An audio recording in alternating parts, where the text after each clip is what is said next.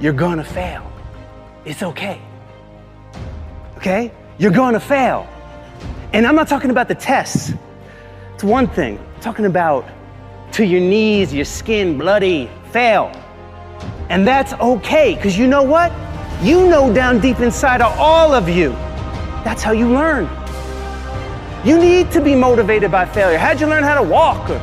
You crawled, then you fell down, busted your tooth, got some blood in your mouth, get up and you walk, right? Self-directed.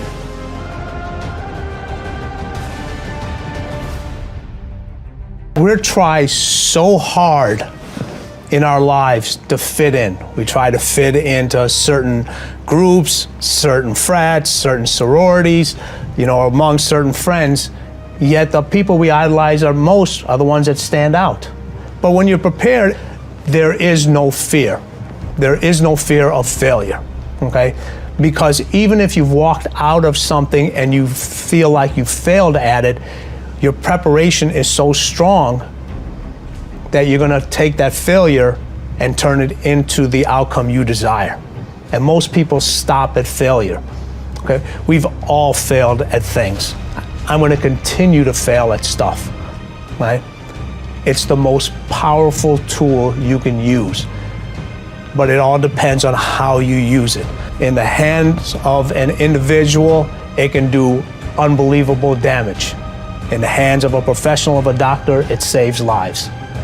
So it's the same thing with failure. It's how you use it. It's that drive inside of you, okay? It's what we talk about, the dark side. The dark side is filled with failure, but it's the fuel that burns you like something that's never burned inside you before.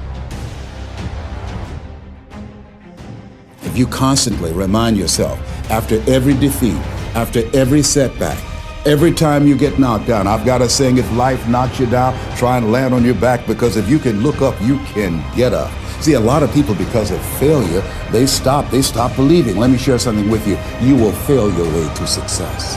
Yes. 8 out of 10 millionaires have been financially bankrupt. You will fail your way to success.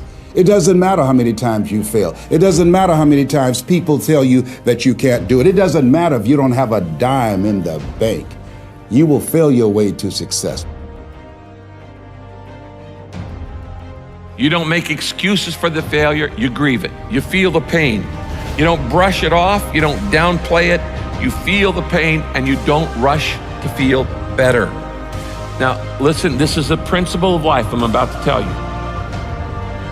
To get past it, you gotta go through it. That's true in so many areas, but it's particularly true with failure.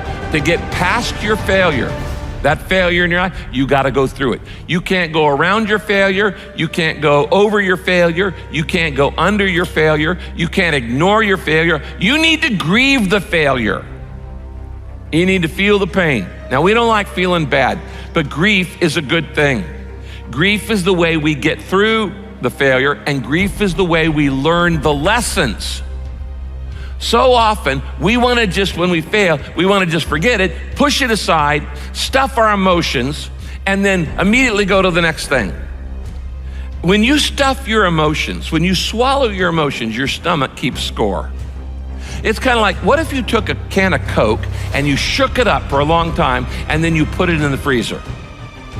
What's going to happen to it? It's going to explode eventually.